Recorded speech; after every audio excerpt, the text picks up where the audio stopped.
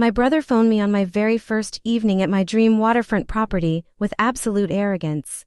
He announced that his family was moving into my house the following morning because our father had permitted it. If I had an issue with the arrangement, he told me to find another place to live. His smug confidence made my hands shake with anger, but I refused to cry as I planned a special reception. By the time the sun rose, every single lock was replaced and the local police were waiting at the entrance. My name is Clara, and I am a 33-year-old woman who spent a decade working 80 hours a week. I sacrificed my youth and my health in the corporate world just to buy this beautiful sanctuary. It was my private escape from a demanding world, purchased entirely with my own savings. The official deed to this peaceful sanctuary belonged solely to me without any family involvement. Yet, my brother Austin believed he was entitled to everything because our parents always treated him like royalty. He was incredibly reckless with money, constantly starting failed businesses that our parents secretly funded. They even spent my childhood college fund to save him, viewing me only as a convenient financial backup plan for their golden child. As I watched the sun set on my first evening, the quiet peace shattered when Austin called to announce their immediate arrival. He claimed that I did not need such a large home alone and should simply relocate elsewhere. It was clear that my family was launching a hostile takeover of the property I worked so hard to buy. A cold feeling of betrayal washed over me as I realized his true intentions. Instead of screaming, I found an icy focus and immediately contacted my real estate attorney, Brenda. She reviewed the digital files and confirmed that my father held absolutely no legal claim to my home. With that assurance, I hired an emergency locksmith to replace every exterior lock with heavy security deadbolts before midnight. I also activated my new security cameras and notified the sheriff about the impending threat. The morning sun arrived with a crisp light as I watched my security cameras while drinking hot tea. At exactly 8, a massive yellow moving truck and the luxury vehicle of my parents rumbled up my driveway. They had packed their entire lives without waiting for my consent, fully expecting me to surrender.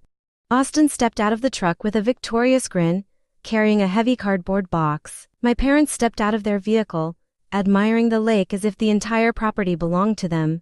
Austin marched up the steps with absolute pride and produced a key he had secretly taken from my purse weeks ago.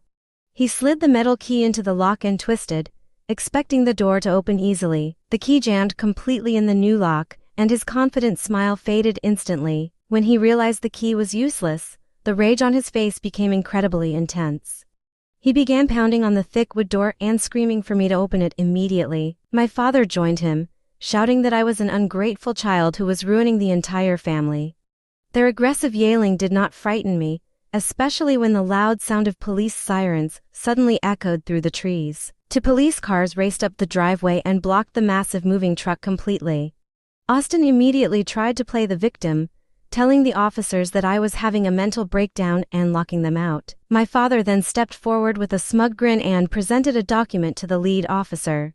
He claimed the paper was an official deed showing he owned half of my beautiful home. I stepped onto the porch with my phone on speaker, allowing my attorney Brenda to speak directly to the officers.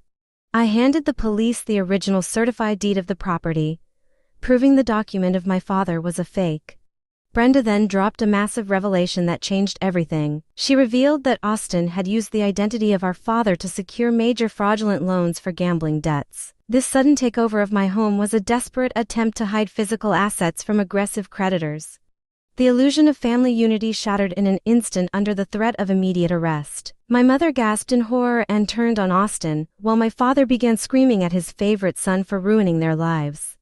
The officers stepped forward with handcuffs, and the pale face of my brother showed complete terror. The officers gave them a final warning to pack their things and leave immediately or go to jail.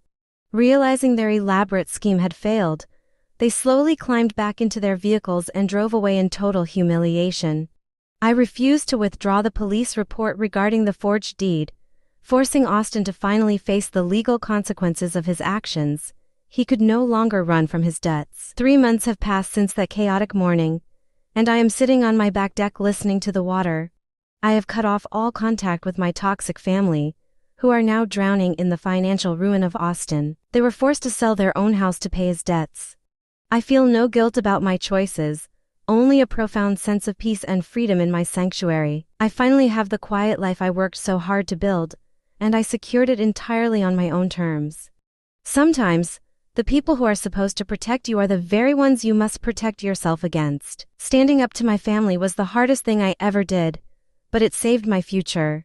I learned that peace is worth defending, no matter the cost.